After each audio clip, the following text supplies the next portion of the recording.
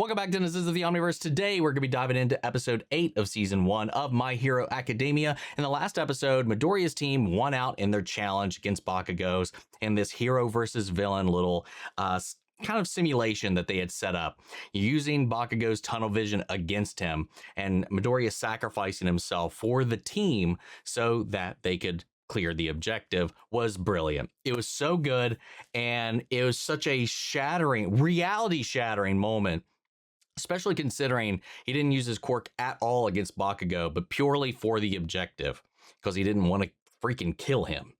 And it just seems so reality crushing for Bakugo. I'm so curious to see if this kicks off one of those potential realities or possibilities or futures for him that I was talking about before, where maybe something's got to humble this kid. Otherwise, I feel like he's probably going to be walking the route of a villain.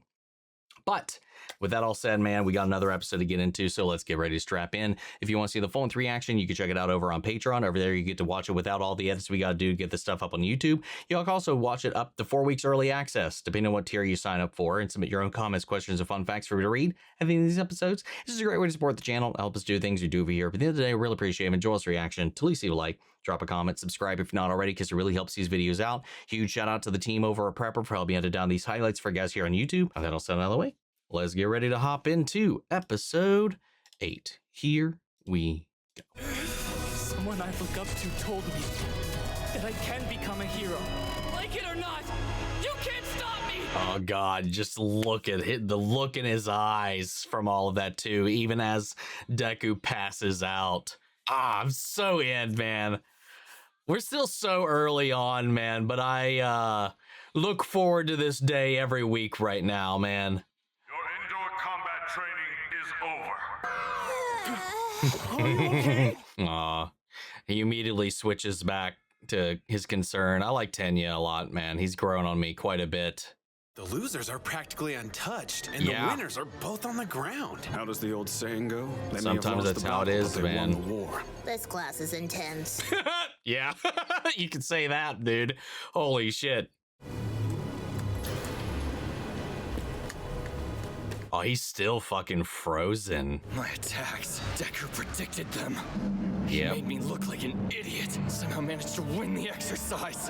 Someone like you right now, as you are, is easily predictable. Does this mean that if we really fought, if we didn't hold back at all, Deku would beat me with his quirk?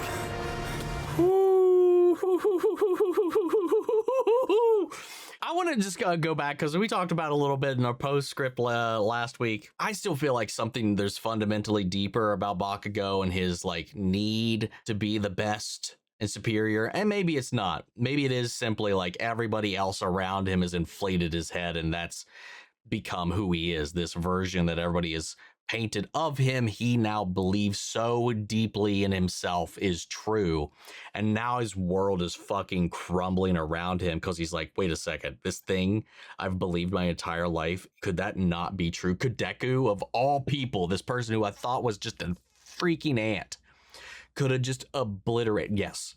The answer is yes. He could have fucking killed your ass if he really wanted to, if he just went right into it full power like he did that robot. I have to imagine he would have just killed this kid. And that realization is just sinking in, and also the fact that he's so predictable. Deku was able to read his moves, read his anticipation, all of it.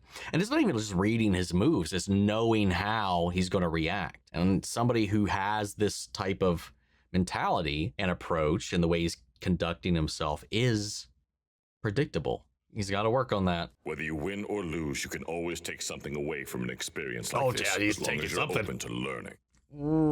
That's the real question. Is he actually open to learning? Well, despite the results, the MVP of this exercise is young Ida. Damn, really? Shouldn't it be one of the heroes instead, since get they're it. the winners? Well, I mean, Why didn't I choose one of those two? Who has a guess? Sir, I can tell you why. Ida gave it 110%. He was the only one who truly adapted to his assigned role. It's kind of what I was getting at. Bakugo's judgment was clouded by a personal grudge against Midoriya. Damn. Launching a large-scale attack indoors was a foolish move. It could have been disastrous. What's her quirk? Is it just knowing everything? Because every time she opens her mouth, she's able to understand like every fucking situation. She let her guard down mid-battle, and her final attack was far too reckless given the hypothetical stakes. If she treated the fake weapon as though it were real, she never would have risked using such an imprecise move. Valid, I guess. I didn't think about that aspect of it. She very much so could have set off the bomb. Even if he was foiled in the end. They didn't respect the spirit of the trial. Wow. Damn. This girl really has a good eye on her. Yeah. Well, you overlooked a few things. Young Ida could have relaxed a little bit in the exercise. What is that? Just not at all what he was going to say. He's like, those are all actually very good points. Wish I'd thought of any of those. But otherwise, you nailed it. Oh my God. Momo Yaoyorozu. Momo One of the 4 students admitted to the hero course based on recommendation. Recommended on recommendations alone. Interesting. What the fuck's her quirk though? You tackle this training for Dude, yourself. he is still frozen. I really hope this humbles him. Hey, Ojiro, let's get serious. I'm gonna take off all my clothes and totally disappear. Yeah, cool. Wait, what? Kinda weird to know there's a naked girl standing by me. What exactly am I supposed to do here? Just go with it, I guess. Wait, what's that? Is that the, maybe that's the earpiece. That's inconvenient as all hell. No matter what she does, if she discards everything. Ugh. Mesos Shoji! Quirk Dupla Ew. Arms! Oh He can God, replicate different yeah. body parts on the tips of his tentacles. No. Ain't having this. Nope. Hall on the Nope. north side Nope. of the fourth floor, but I think Nope. the others on the Stop same it. level. What are you doing? Do you not have a normal mouth? Can you not use it? I'm sure our opponents intend to fight a defensive battle. Well, okay. Ice makes sense considering But he's we've already won. half ice here. Holy, whoa. My feet are stuck. Oh, what? Quirk is insane. Yeah, that's broken as hell. What's your shit? Oh God, the tracing of the eye? Try yourself up if you want. Todoroki. But it might be hard to fight me with no skin on the bottom of your feet. Holy Terminator, dude. Jesus. He is capacitated then, without compromising the weapon or his teammates. That's some yeah, I was gonna say, that's some insane control as well. The hero team wins! Wow. Is that a fucking record, dude? What was that? He's just like, you know what? And go.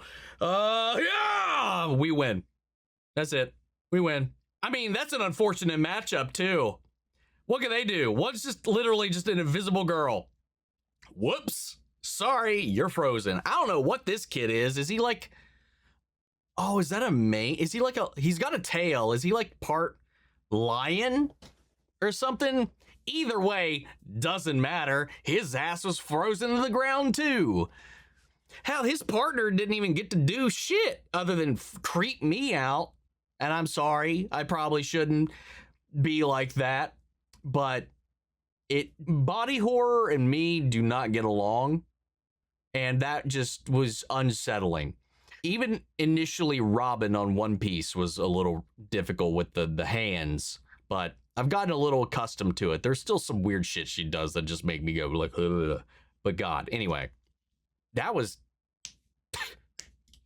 easy.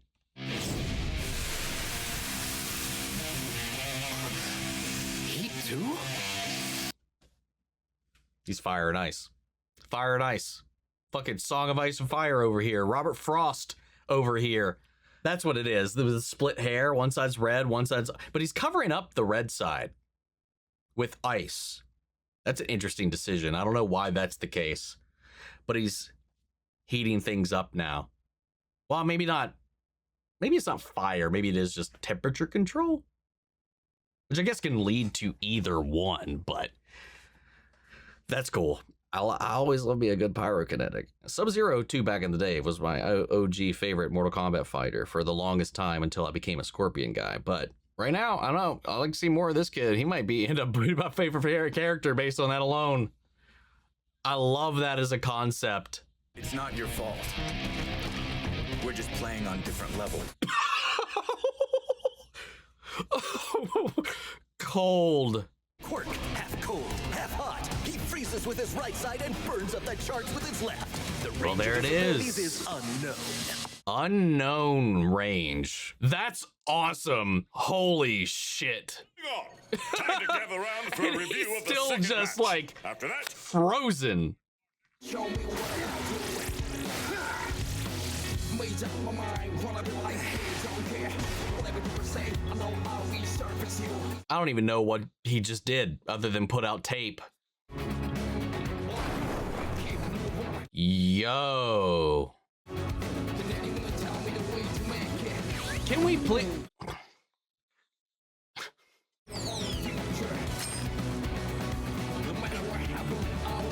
She literally have earbuds as ears.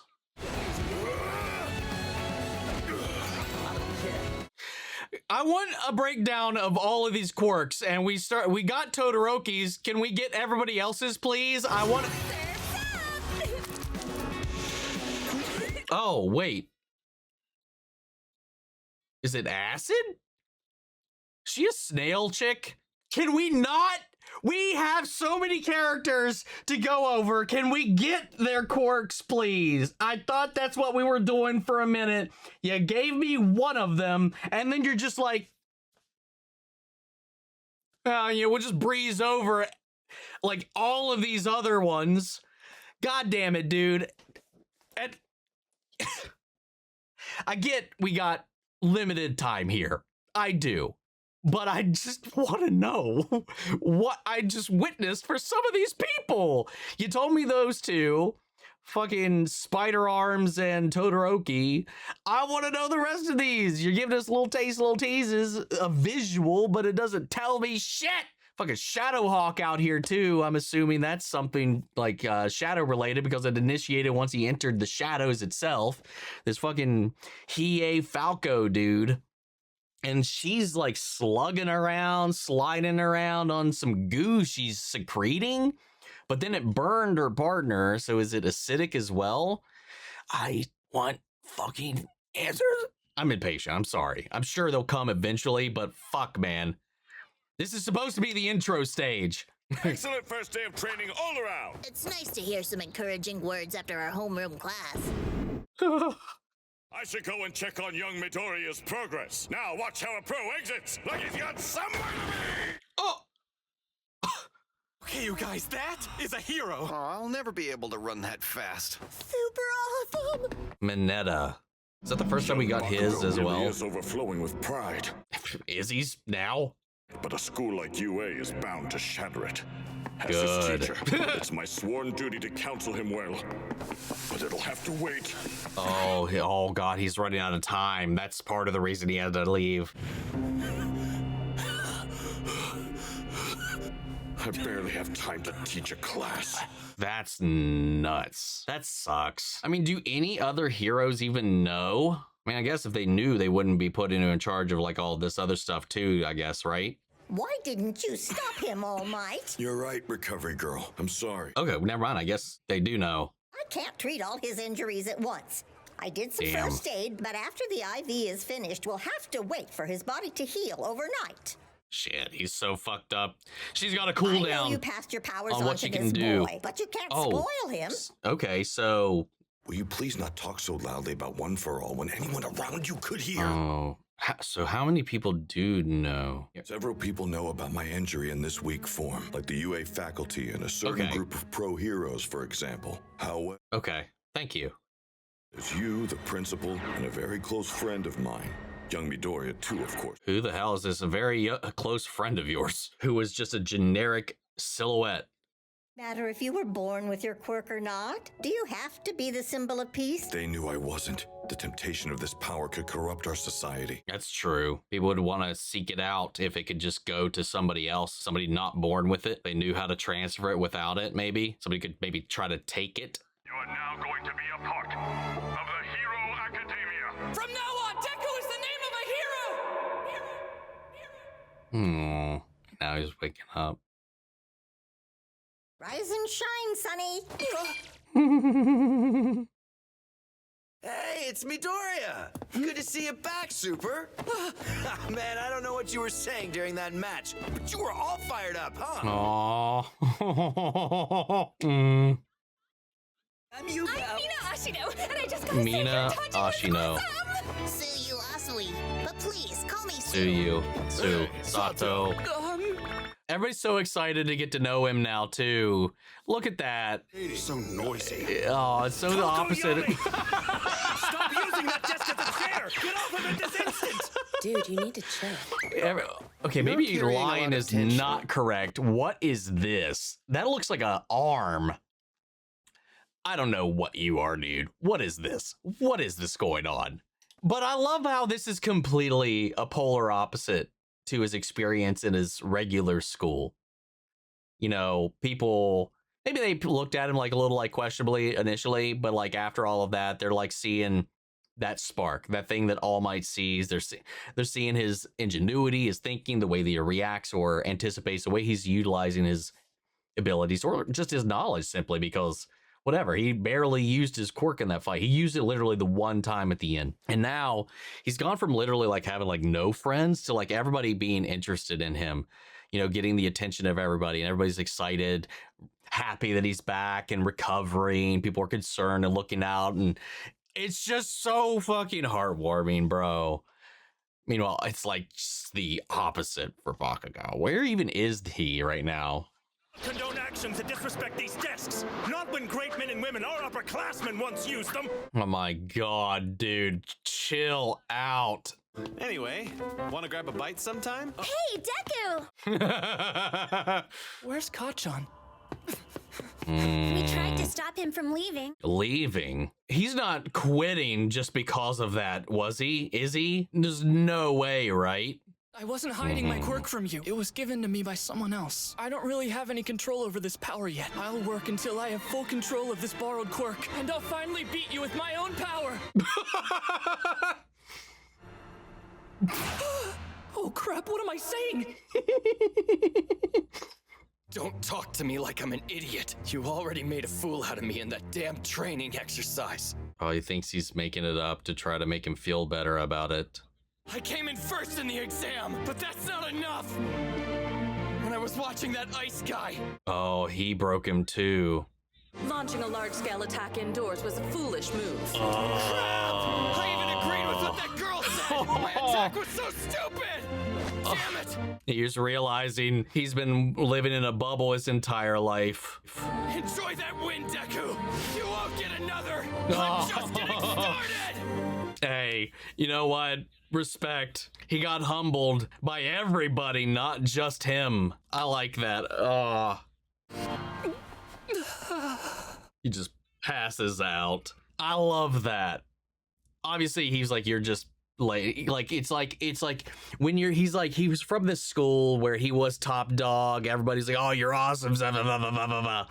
And then you get to the real world and you see other people who have their shit together, and some people who are just like so already like miles ahead of you that it almost makes you realize you had no idea what you were talking about. So it's not just Deku. Deku is like, unfortunately, the cherry on top to everything else. Like, or maybe not the cherry on top, but that was the first crack. Everything came after that. Todoroki, and how efficiently, effectively, and how absolutely he dominated that challenge with next to little effort. And then, oh God, I already forgot her name. The red suit chick who was just like super observant, breaking down everything that went wrong in the fight. And he's like, she's right. I fucked up. Like he's seeing the faults in everything about it. Like his entire worldview, not just because of Deku, but he's now entered the world. He's left his bubble. He's left his home, his comfort zone where everybody's been filling his head with all of this stuff. And now he's here and seeing everybody else that is supposedly in his level. And now he's getting this reality check on multiple different levels. And this ego check that his own ego got in the way of his ability to do any of this. And it's making him reevaluate himself. I like that a lot. That's a great way to keep this rivalry, that fire burning. And he's like, hey, once I get a control of this, I will beat you. Like he got so into the talk, the speech, the back and forth that he said what he really felt out loud. And Bakugo's like, equally so, that ain't happening again. I have to prove myself. I'm going to do this. I'm going to rise to the occasion. I'm going to learn. I'm going to adapt. I'm going to grow from all of this. He's still carrying around that still ego, that rough edge, that other side that he's still fighting against, or maybe not fighting against, that needs to be whittled down a little bit more in order for him to get through that barrier. Where Kacchan is his hurdle, his pedestal, his goal. Like beating him is the proof he needs to feel good about himself and where he's going in his journey. For him, I think he needs to get out of his own way. I think, honestly, Bakugo is both of their hurdles, I feel like, in order for either one of them to progress in any kind of real way. I like that. Coming out here and be like, oh shit, I was the shit back home, and then there's people out in this world who are just beyond my understanding. You go like, oh, his quirk's powerful, nobody beat them. Oh god. Baku, go! I found you! Pride is an important attribute to have, but while you certainly have the abilities to become a pro hero, there's still plenty you have to learn. Let go of me, All Might. Save your speeches. I'll be more famous than you, and I'll do it without your help. Right. I guess he's already over it. No, he's most certainly not. Being a teacher is hard. I wonder what that was all about. The fated battle between rivals. Yeah. Kacchan's fuse has been lit. There's a fire under him. But that doesn't change what I have to do. I'll keep chasing after him. Hell yeah. What were you saying to Bakugo? Nothing special. I'm so curious. Why don't you tell me all the juicy details? I'm good. Maybe I won't. Maybe I shouldn't. Now, I do remember this episode does have a post-credits scene, because I thought last episode did. The next one's episode 13. I think that's the final episode of the season left with this, I believe. None of us were prepared for what was to come. All Might warned us about cunning villains. We learned firsthand how terrifying they could actually be. Oh, great. Did you see this joke? Shigaraki. It says he's a teacher now. What do you think will happen? Oh, yo. When the mighty symbol of... Oh, what is... is finally killed by the villains. Fuck. We saw some of them in the intro sequence. I didn't realize what was going on with this dude here. What is that? He's like just covered in hands. Like they're all gripping him. His wrists, his hands, his shoulders, his waist, his face. What on earth is that? I can't wait to figure out what the hell that is. And they got like these Lego brick piece things like on the wrists as well. And then we got this brain bird buff dude over here. We saw All Might throwing hands with him in the intro as well. And then the bartender, I guess it was, is this spawn-like black flame-headed samurai shoulder-wearing butler dude. What is his gig? His shtick. Ah, fun, questions, abode. And like Midoriya was said, narrating it, you know, we hear these stories and all this kind of stuff. We see it on the TV, we learn about it. We exercise in preparation, but nothing to get you prepared for the real thing when you face it yourself. What happens? What are we in for? Is it going to happen? I assume, like, the show's My Hero Academia, right? I'm assuming the length of the show takes place while they're in their academic years and not professional heroes. So I wonder if we're going to have some kind of assault on the school, or All Might's going to get jumped on in the wild, or I don't know. I have no idea, man. I'm so frustrated about this episode because we started to go through again. We've got a lot of our introductions, and so many of them just kind of flew by. There's no way in hell I'm remembering half of those names. But we got Todoroki, dude, that's seared, frozen even in my mind because he made such a fucking impression. Especially in the way that he so effortlessly shut down that test. Solo, by himself, really. And then just those two. We got their quirk, we got a breakdown, we got what they call it, half cold, half hot. And then from that onward, we just got names and visuals. We didn't get a breakdown of what we were actually seeing. And I'm a little annoyed about that.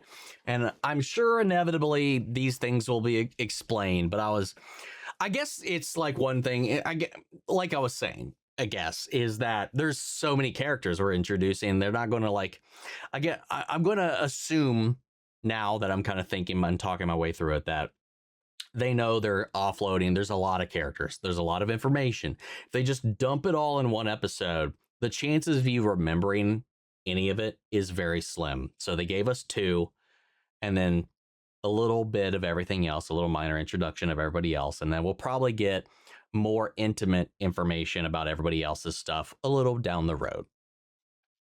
You know, the other ones, I mean, there's some that are just straightforward, like the invisible girl. I mean, she's got to take her clothes off and be invisible, though the earpiece kind of is a little bit of a hindrance because it's just, you just see it floating around. And a little bit of what they can do just purely based off visuals alone, because we didn't get any like explanation about what we were seeing, what they can do, or the extent of it. We got a little like this, like with the girl who has like the dangly little plugs off her ears. She plugged it into the wall and I guess was hearing maybe the layout or some kind of like echolocation based kind of like scan of the building. I don't know what exactly she did, but something like that. And then Slug Girl, I guess, and whatever else everybody else can do right now. So there's plenty of episodes. We're gonna get through this, so we'll get.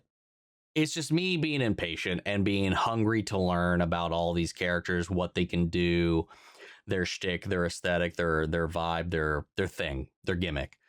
But what this episode brought to the table in a big bad way, especially getting to go first, was great for Bakugo. Maybe even worse. I don't know. I'm curious how that would have played out if he had seen all of these other people do so well and then he went. Because it's so much more world shattering, I think, for him to see it like this, because he went first. His worldview was still intact until that final little moment with Midoriya, and then it just continued to be decimated throughout the episode. And everything about his ego, everything about his approach, everything about his power, everything about this was just completely deconstructed or deflated, really, more than anything. But now he went into this thinking he was already top dog, right? That he'd reached his ceiling or something like, or maybe not so much that, but like that he was the best there was. He thought he was the fucking shit here. And he got humbled all to hell by seeing how much greater a lot of these other kids already are. So that puts him at almost a great starting level to realize he's got a lot to learn and a lot of growing and a lot of skill, a lot of training to go through, just like with Deku. And now they're really, truly rivals together in this journey to now grow parallel to one another. Initially it was like this, Deku and him. And then the Quark, it's like slowly rising. Meanwhile, he thinks there's nowhere he's good. No reason to try to push himself or rise. And now it's like Deku's like, bing, and then they're here. And now he's just realizing, oh shit, maybe we got to start doing this, you know, and I'm so good. I'm so excited for how this is going to go. Anyway, we got a couple comments for this one, so we're going to go head over to Patreon. All right, let's see. We're going to start off with Game Night J14. I don't have a question about this week's episode. I just wanted to thank you for these reactions. I really been enjoying them. Well, thank you, Game Night. I really appreciate that. Thank you for the love and for being here. Question or no question, I really appreciate the support, man. I really do. Next up, we have Joe. Yo, lots of interesting stuff in this episode. We get a little, or emphasis on little, look at more of the other students. Ida getting some well-deserved praise. Yeah, I like that too. I agree with the assessment on that as well. We learned a little bit more about All Might's situation, where a number of heroes know about his weakened form, but very few know about All for One. God damn it, I did it again. One for All, specifically. Meanwhile, Bakugo is having a very bad time with the realization that he's been a big fish in a small pond. That's a good way of putting what I was trying to talk about before. But at the very least, he's demonstrated that he is able to recognize when he's being a massive idiot. That's very true. Some people can't do that. I thought, too, when he was leaving early that day, that he might have actually quit. I don't know why I thought that. Kind of dumb that I thought that, but yeah, anyway. So question, why exactly do you think Deku felt such an urge to tell Bakugo about All for One? God damn it. One for all. Why do I keep doing that? It ended up turning into quite the little speech he gave. It really did. It really did, because I think he needed to, in good faith, because he knows and he cares. The true thing is that he cares so much about Bakugo and how he feels and how he looks at this, that he's like, he wants him to know that he hasn't been messing with him this entire time. Because no matter how Bakugo's ever treated him, Deku still kind of thinks of them as friends. Even though he knows that's not the truth or the reality of the situation, Deku still does care about him. He is still like his idol from his youth, like his the person that he looked up to within his pond. And I think he, you know, for having been friends, I think he still cares about how he feels, how he carries himself and all this. And he wants to know that he's not, this isn't to spite him. This isn't to mess with him. This isn't some new secret, something that he's been hiding from him. He's trying to like preserve his worldview because he just needs to also be honest as much as he can. Because there's a secret, there's an element of this secret that's not his to tell, which he sticks to. So he tells the truth without giving any other information out that's not his to divulge. It's all about clearing his conscience and also clearing Bakugo's conscience and heart and shoulders as well. And that just goes to show how much Deku just truly cares about people. And even Bakugo, you know, and I think that, and also it keeps to the purity of the rivalry as well, to be upfront and honest about where he is with all of this. I don't know. At least that's my perspective on it. Next up, we got Star Wars Fracturer. Episode 8, we see a bunch of other pairings of students of 1A. Which pairing do you think is likely to be the most useful in an actual combat situation or fight with a villain?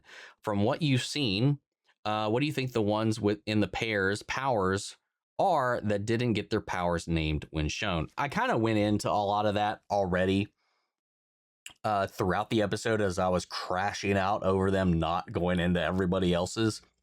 But as far as the most useful pair in a combat situation, I'm assuming based on the way you worded this, we mean the pairings we saw in this.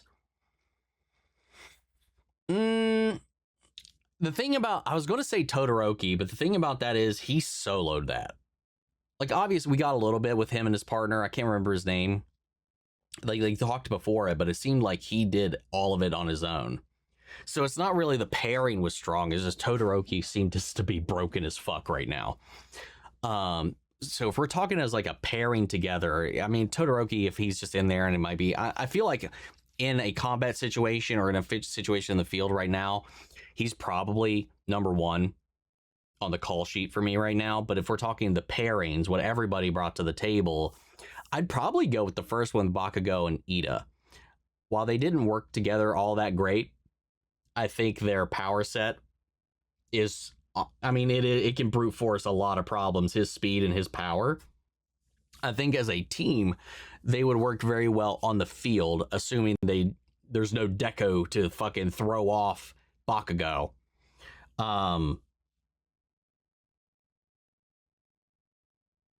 Momo, that was her name. I don't know what she can do. She's super fucking smart though. Put her out there. I can't remember who she was paired off with in the exam though. So doesn't really help me in this. So I'm going to go, I mean, God damn it. I kind of want to go with Todoroki anyway, just by default. I mean, probably Todoroki, I guess, to be honest, technically. I was really trying to pull for somebody other than that because it didn't seem like he really worked well with his partner. So it was more about him than the pairing itself. I don't know. I'm going to go with that at this point. I'm going to resign myself to that. I'm a Leo. I believe this is the second mention of the students getting into UA on recommendations. There's a total of 4 students that got into UA this way, which means they didn't have to do the entrance exam. What do you think of this system? That's a good... Interesting. Okay, so I guess maybe I didn't really put that much of an emphasis on it. It was like they were admitted over recommendation. My understanding of that at the moment was that they were recommended to go to UA, which means they still had to do the exam. The fact that they didn't have to do the exam and just got in based on that alone, I would have to say like that's some nepotism right there is what that feels like. Or they're just so, I don't know. Like one of them would have to be friends with, neighbors of, like how do you get recommended? How do you get on the radar of a professional hero to be recommended to the school to where you didn't have to do the exam? It's not very fair, now is it? To do that and make everybody have to work for it. I mean, that's the reality of, unfortunately, the world sometimes, but especially in this scenario, in this situation, it is a little scuzzy, but I don't know. It does raise a lot of questions, though, about who did the recommendations. Like, who are they connected to in the hero world that saw their potential and put it up there? Do they have a parent that's a potential, a teacher, mentor, like I said, neighbor, coach, whatever? I don't know. Like, maybe parent. I mean, it's got to be a parent. Like I said, maybe some kind of level of nepotism for the recommendations to put them into the school because of the renown of whoever the person doing the recommendation is. I don't know. I'm sure we'll get into that a little bit further. Next up, we got Bear P, or Bearp. In this episode, we get a little hint at most of the quirks in the class. What's your first impression of these quirks? And outside of the pairings that we see here, which student quirks do you think might work well together? Also, not necessarily related to this episode, but the author of My Hero Academia, Horikoshi, loves to put an emphasis on characters' hands in his storytelling. You might find it interesting to look at their hands as symbolism or characterizations in the future. Interesting. Okay. I'll try to keep that in the back of my mind. But, so barring the pairings we got, who would work well together based on what I've seen? Literally Momo and anybody. The way that she's so observant, so smart, combine her with somebody that's like an absolute powerhouse, and I think you've got somebody that can knock out anything. Like put her in Todoroki, assuming Todoroki could listen. He seems very arrogant or a little overconfident at this point, maybe rightfully so. But I mean, dude's fucking cinched that challenge. But if he has the wherewithal to like listen, and I don't know how much a strategist he is in general in other situations. So like, I'm just saying, like, you pair her up with anybody else that's got like a crazy ability like that, and I'm sure she could come up with some kind of plan that would fucking crazy knock shit out. I still don't even know what her quirk is.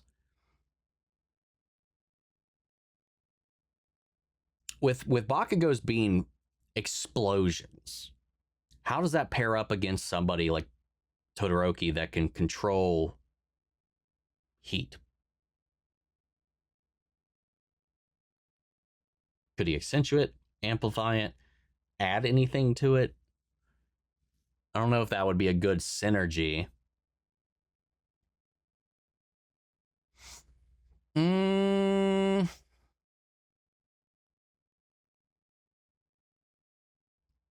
I'm going to go Momo and Todoroki for right now. Probably. Next up, we got Matthew Richardson. Omni, apologies for my comment last week with My Hero Academia. I get a little too passionate and didn't think when I typed that. Now I'm curious, among other episodes of Class A, which ones catch your eye and intrigue you most based on design alone? I think we got a similar question like that a few weeks ago. Almost a very, very, very similar question for me last episode. Or not last episode, in a previous one. I can't remember. I know I picked out a couple people based on design who I was like, oh, who are you? I was like, right now, though, I'm kind of very curious, I think, about the slug girl. Again, I can't remember any of their names, and I'm sorry. Maybe she's not a slug. Well, she's got antenna, doesn't she? I think I noticed some antenna on her or something. Like, maybe she is a slug. I don't fucking know. She oozes everywhere, and it's acidic. The Hawk dude, so intrigued about the Hawk dude, especially after that little taste that we got. Honestly, at this point, because I kind of got a gist of some of the people. Momo, I don't know the fuck, but out of everybody right now, and it's another thing too, because I got a little bit of a taste with her as well, but like, so I'm going to go with him actually, because his design intrigues me. Why bird? Why darkness? What are you doing on? What's with the Hiei cape cloak thing? Maybe the Falcon dude right now for the time being. Next up, we got Jason Maggard joining recently after watching episode 3 on YouTube. In that episode, you posed the question about how many wielders were there before All Might. I won't say the numbers, but fun fact, when written in Japanese kanji, both Deku and All Might's real names contain the symbols for the number that represents their place in One for All succession. That's crazy. That's cool. That's a great writing detail, because there's no way, unless destiny is some weird fated thing in this world, because that would mean they were born destined for this power. That's just a fun little, it's got to be a fun, like, like little Easter egg by the author to sneak into there. That's cool as shit. I guess the English equivalent would be first being named Ace, fifth Quentin, Octavia. Just a little Easter egg you need to know if you read Japanese to ever notice. Thank you. That's cool. Yeah, like that couldn't serve a huge narrative purpose, but it's a cool little Easter egg or little play with the language, the writing. That's cool. I like that the author does see these little tricks. That's kind of cool. And then finally, we got Net Nobody. I was wondering what you think of Shoto's quirk and how you think it can be used in combat. Shoto.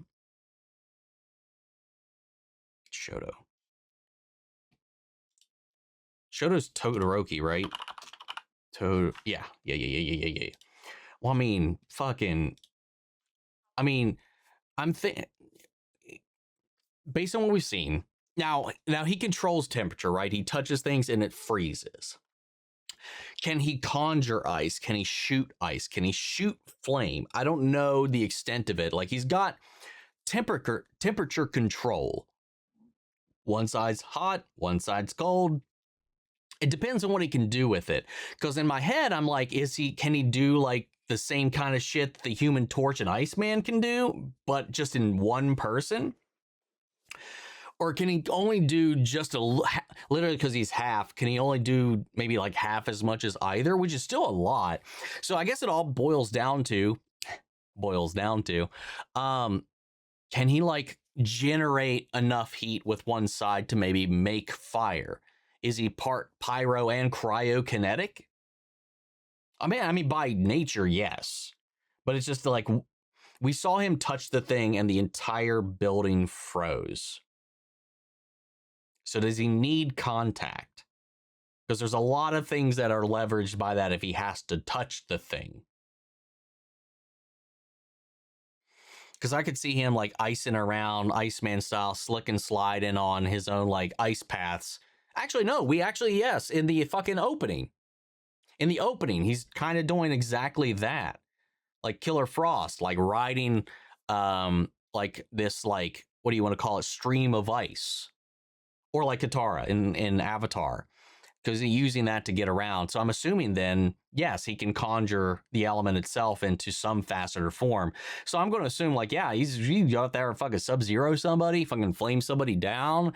Use that to slick and slide around. Maybe he can use the fucking fire to propel himself. There's a lot of stuff that he could do if we're using the opening as any kind of a hint at what he can do outside of what we saw in this episode, because we saw he fucking did that so like efficiently. We didn't get to see him really show off anything at all other than just control and scale.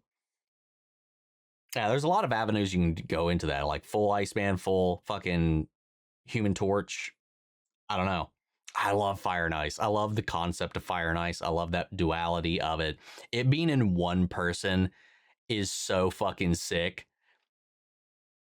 Just based on that alone, I don't want to say that he just jumped to my favorite character or anything like that. That's he's definitely got the seeds to be. But right now, if I had to actually pick a favorite character right now, it's definitely Deku. Deku's my favorite character at the moment. I just love him as a protagonist, like his purity, his sincerity, his heart, his direction. So yeah. But there's a lot of these thematic things that Todoroki brings to the table. You give me a pyrokinetic, you give me or you give me like a Raven themed character. Those are prime things for me to like kind of keep you on my radar for a little bit. So I'm kind of curious. I'm definitely going to be keeping an eye out for him. I'm just wondering how everybody else's role is going to fit into the grand ethos of everything as well. But that's for another day. Another day. Now we got villains on the horizon plotting All Might's downfall at this point too. Fun stuff, man. It's picking up. We're over halfway done with this season already. I just realized that. Damn, it flies by.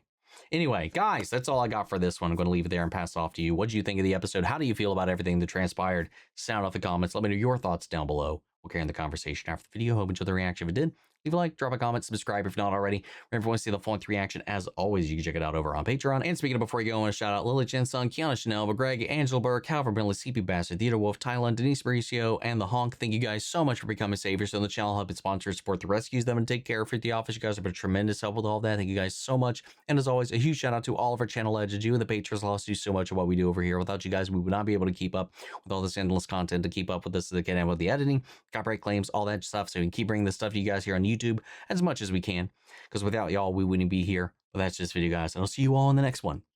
Take care, everybody.